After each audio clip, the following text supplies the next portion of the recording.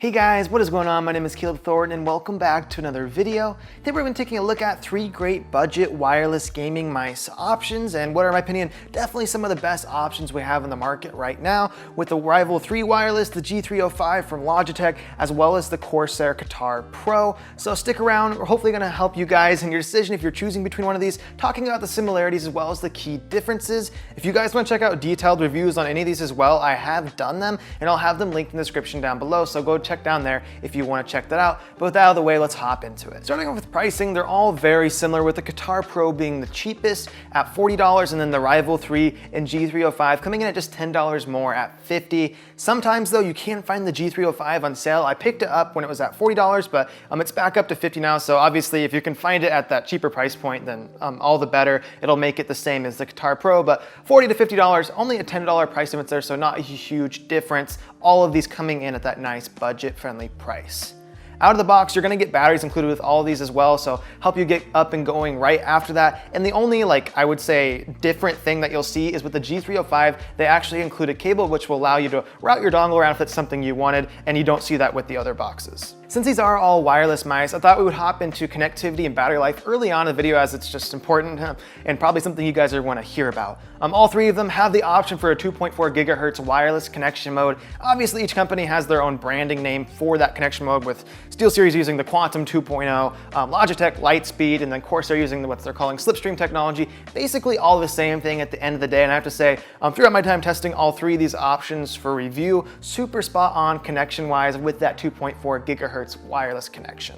Really cannot tell the difference between this and a wired mouse for myself personally.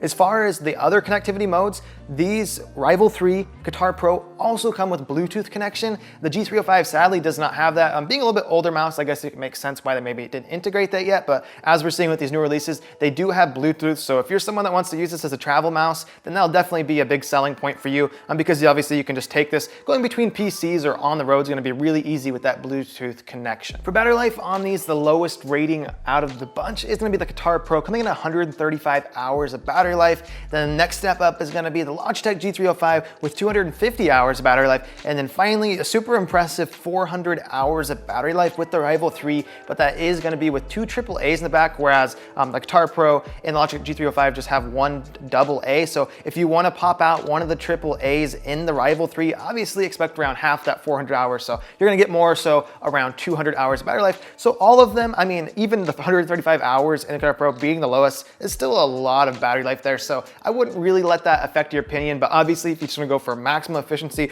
then the Rival 3 is going to give you that 400 hours of battery life with both those AAAs loaded in the back. Weight and build quality on these guys is all very similar, with the lightest being the Katar Pro coming at 96 grams. Then next up, the G305 being 99 to 100 grams, right in that sweet spot there. And then the Rival 3 coming in at the heaviest is at 107 grams, so that's with both those AAAs loaded in the back. If you pop one of the AAAs out of the back, again, realizing that's gonna half your battery life, you can get down to 96 grams, so the same weight as the Katar Pro. So if you pop this one battery out, we're talking all of them being within a 5 gram difference there, so very similar, and telling the difference between that is gonna be really difficult. I do also wanna quickly mention that with back-loaded mice like these ones, these wireless mice, when you have a battery in the back, there is gonna be some weight discrepancy as far as the weight balance itself goes. Usually that weight's gonna be on that back end, so if that's something that drives you crazy, it's something that you can't really fix, but one of the only ways you can is by picking up a pair of lithium batteries or just a pack of lithium batteries, which they are a little bit expensive. So if you want to invest in that and it's worth it to you, then definitely recommend doing that. That'll help with the weight balancing of the mouse itself, and then also bring the overall weight just down because those batteries are lighter. So if it's something that you want to look into, then I would definitely recommend checking that out for those purposes.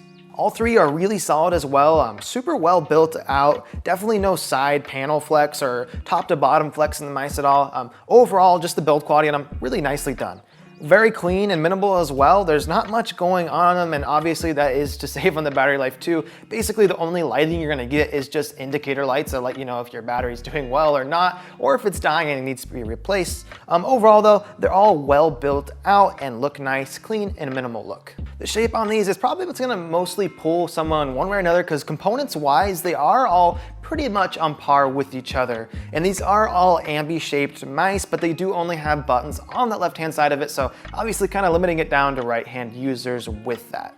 They are all around a medium size as well, so if you're someone that likes, if you have bigger hands that is, and you like a palm grip mouse, then I would probably look somewhere else because these probably aren't going to be the best for you. For me personally, a little trouble getting to palm mouse on any of these, but we'll hop into the shape in more detail right now. Starting off with the Katar Pro, which has the worst shape of these three in my opinion. The shape overall just seems to be inspired, or at least very similar to the Logitech G305, having that sort of egg look, but one area where it really does stray off from it is just the fact that it comes down and slopes off to basically a point in the back, which I just don't understand why they decided to go with this for a design choice. It just makes for an odd feeling, and it just naturally wants to bring your hands down to the back of the mouse as you're gripping on it, just making it kind of feel difficult to get into that solid feeling grip. For the shape of the G305, it is a complete spitting image of the G203, so if any of you have used that, it's basically just a wireless version of that G203 shape. It's a very popular shape, and having that classic Logitech egg shape for a good reason, because a lot of people do like it.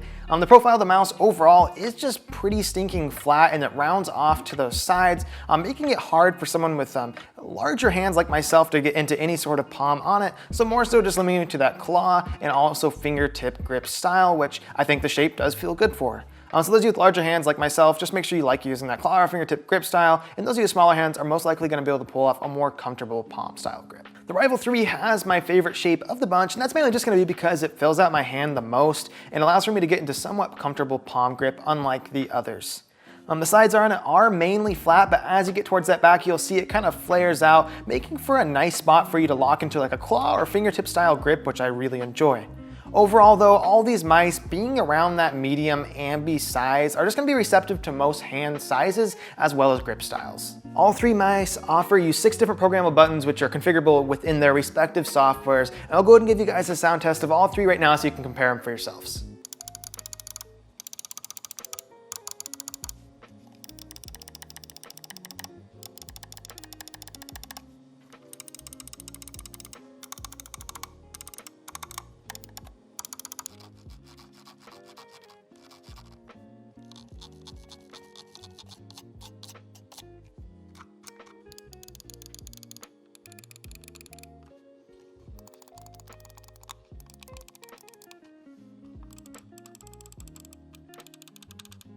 I think the clicks in all 3 of these guys are really solid overall. I'd have to give the cake to Logitech, as I usually do, because I just really like the way their clicks sound as well as feel. I just think they do a really good job with them as well as their button tensioning. I would say the Katar Pro definitely has the most post-travel on mouse 1 and 2, but between all 3 of them, very solid, very little pre or post-travel on mouse 1 and 2, and I think overall all of them are completely passable.